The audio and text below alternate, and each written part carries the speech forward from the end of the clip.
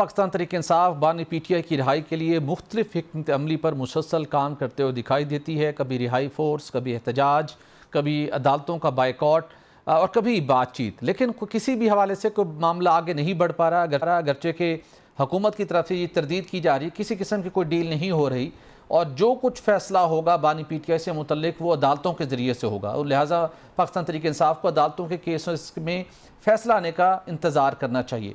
ख्वाजा साहब अब से कुछ देर बाद हमें ज्वाइन करेंगे मामले खसूसी बराए इत्तलात KP गवर्नमेंट शफी जान साहब भी। लेकिन मैं आपसे जानना चाहूँगा, आजकल बड़ी खबरें गर्दिश कर रही हैं कि बानी PTI का जो इलाज के लिए उनको हॉस्पिटल लाया जाता है, उस इलाज के साथ साथ कुछ शख्सियात उनके साथ बातचीत का सिलसिला भी शुरू हो चुका है।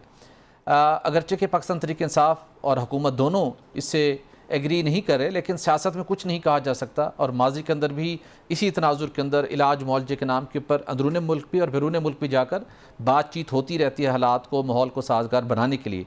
आपको क्या लगता है कि कुछ तरह की वाकई बातचीत चल रही है और जो हिकमत अमली बनाई है PTI ने कि हम एहतजाज करेंगे, जल्द से जुलूस करेंगे, थोड़ा मौसम बेहतर हो जाए, फिर खान साहब की रिहाई के लिए हम आगे बढ़ेंगे, उनकी हिकमत अमली कैसी लग रही है आपको? और साथ कोई आपके इल्म में भी है कोई ऐसी बातचीत कोई चल रही है?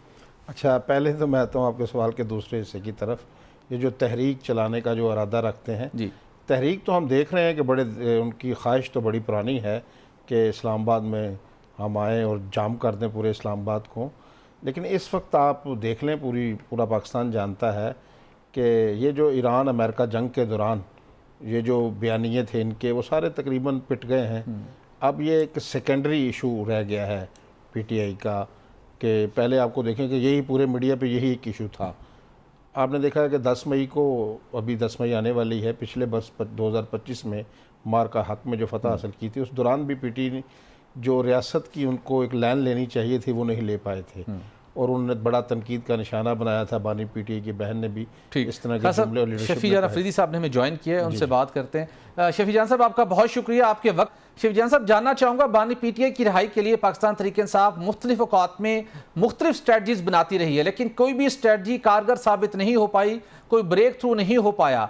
अब शहरी इक़्तिदार में ये खबरें ज़ेरे गर्दिश हैं कि बानी PTI को इलाज मुआवजे के लिए हॉस्पिटल लाया जाता है, वहाँ उनसे बातचीत चल रही है और शायद कोई डील या ढील का रास्ता बन जाए। आपके इतलात के मुताबिक कुछ ऐसा हो रहा है? अगर हो रहा है तो ठीक, अगर नहीं हो रहा तो फिर क्या हिकमत अमली है PTI के पास बानी PTI की रिहाई के लिए? सबसे पहले आपका शुक्रिया। जहां तक इमरान खान साहब की रिहाई की बात है तो बात बड़ी वाज़ेह है कि हम किसी भी पसपर्दा बातचीत या किसी भी बैकडोर राब्ते की तरफ नहीं देख रहे और ना ही हम बैकडोर राब्ते पे यकीन रखते हैं। जहां तक इमरान खान साहब की बात है, वो 1000 दिन से जिस किस्म की कैद काट रहे हैं वो मिसाली है। पाकिस्तान में सियासत में बैकडोर बातचीत तो लाजमी होती है, इस किस्म की जेल नहीं काटी जहां पे उनकी तस्वीर पे पाबंदी हो। तहरीक इंसाफ किसी बैकडोर राब्ते पे बिलीव नहीं करती। जिस तरीके से इमरान खान साहब जेल काट रहे हैं, अगर वो बैकडोर राब्ते या किसी भी डील की तरफ देखते तो 1000 दिन की जेल ना काटते। जिस किस्म की जेल उन्होंने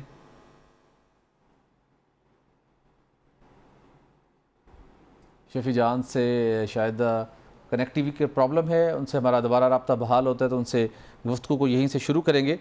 हम कोशिश करेंगे कि शफी जान साहब से हमारा दोबारा रब्ता बहाल हो सके। बिल्कुल ठीक। तो खास साहब आप कंटिन्यू कीजिए।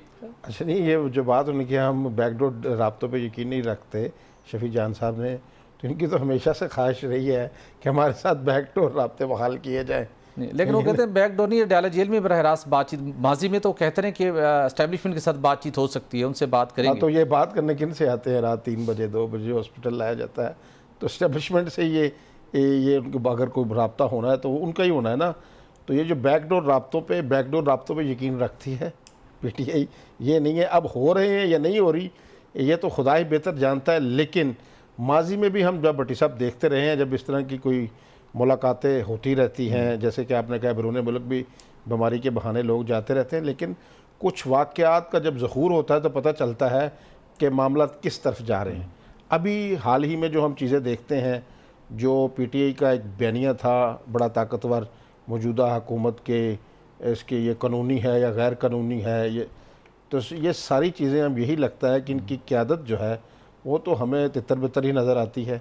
और ये आपस में ही दस्तों गिरेबां आपको नज़र आता है। सलमान अकरम राजा साहब कभी बानी पीटीआई की बहन के ख़िलाफ़ बयान दे रहे होते हैं, और जो बाकी बड़ी लीडरशिप है, अभी शफी जान साहब जैसे नौजवानों के कंधों पर बोझ आ गया है कि वो बयानिए का दफ़ा करें। इस तरह नईम पंजोथा साहब हैं, अब इन नौजवानों के कंधों पर बोझ आ गया है। जो बड़े बड़े लीडर थे वो किधर गए, वो सारे दबके हुए हैं। जो परवेज़ लाई थे, इनके सदर थे पीटीआई के, वो जब रिहा हुए थे तो बड़ी तो आजकल पार्टी तब्दील होने की बातें भी चल रही हैं, खबरें तो चल रही हैं इस तरह की। लेकिन उस वक्त कहा गया था ये भी डील करके नहीं आए, तो उस वक्त में हमने आपके प्रोग्राम में कहा था कि अगर ये बोले तो हमें पकड़ लीजिएगा आप। अगर ये गुफ्तगू इन्होंने की, उन्होंने तो नारायण चुप का रोज़ा ही रख लिया था, तो मैंने कहा था चुप का रोज़ा रखेंगे, यही शर्त होती है। तो अगर हो भी रही है बात, फ़र्ज़ कर लेते हैं, तो फिर जैसे जो गुफ्तगू है, जैसे डोनाल्ड ट्रंप की शराइत पर ईरान ने गुफ्तगू कर ली है ना, ताकतवर की हमेशा बात चलती है, तो फिर शराइत जो होंगी भट्टी साहब वो याद रखिए, फिर चुप का रोज़ा रखना पड़ेगा, फिर आपको बैठना पड़ेगा खामोशी से घर, जिस तरह परवेज़ लाई साहब बैठे हैं। अगर डील की कोई बात होती भी है